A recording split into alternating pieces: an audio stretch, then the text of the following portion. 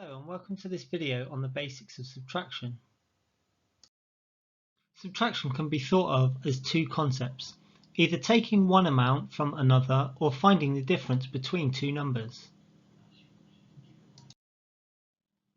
In this example, we've got 6 apples. We're going to subtract or take away 2 apples. This leaves us with 4 apples. A subtraction calculation consists of a minuend, in this case how many apples I have at the start, a subtrahend, how many apples I'm taking away, and the difference, how many apples I have left. We can also write the calculation with the difference at the beginning. We refer to this structure as a moved equals calculation. The process of subtraction remains unchanged though. Subtraction is not commutative, which means that if you swap the minuend and subtrahend, you will not get the same difference. In this example, I've swapped the 6 and the 2. I now have 2 apples at the start, and in this example I cannot take away 6 apples as I only have 2. The phrase, "I cannot give you what I do not have," springs to mind. That doesn't mean I can't do 2 subtract 6, but we'll come to that later.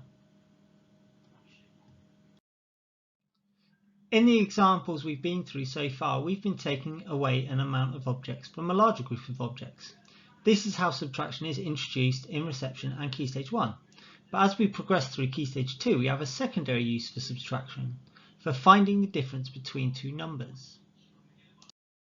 The idea of difference can be applied to our original calculation. If we compared our minuend and subtrahend and asked, what is the difference between those two numbers, we could say that the minuend has 4 more than the subtrahend, or that the subtrahend has 4 less than the minuend. In both cases, the difference between 6 and 2 is 4. We can demonstrate the two different ways of completing a subtraction using a number line. When taking away, we start at the minuend and take away or count back the value of the subtrahend, in this case 2. We land on our difference, which is 4. When finding the difference, we can circle the minuend, circle the subtrahend, then either count back or count forward to find the difference. In both cases, we've completed 4 jumps, so the difference again is 4.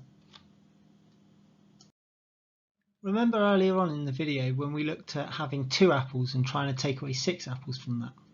Now in that example we couldn't do that because we didn't have enough objects. However, we can complete the calculation 2 subtract 6 if we use a number line. So as before, we circle our minuend, which is 2, and we're going to count back 6 jumps.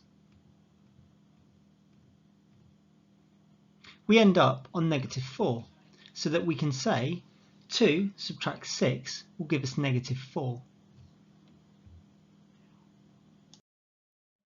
We can also use a bar model to visualise the subtraction. The minuend will take up the whole bar, with the subtrahend taking up one of the bars underneath. The difference will be placed in the other bar.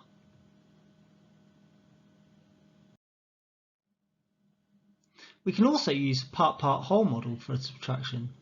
The minuend will occupy the whole, the subtrahend will occupy one of the parts, and the difference will take up the other part.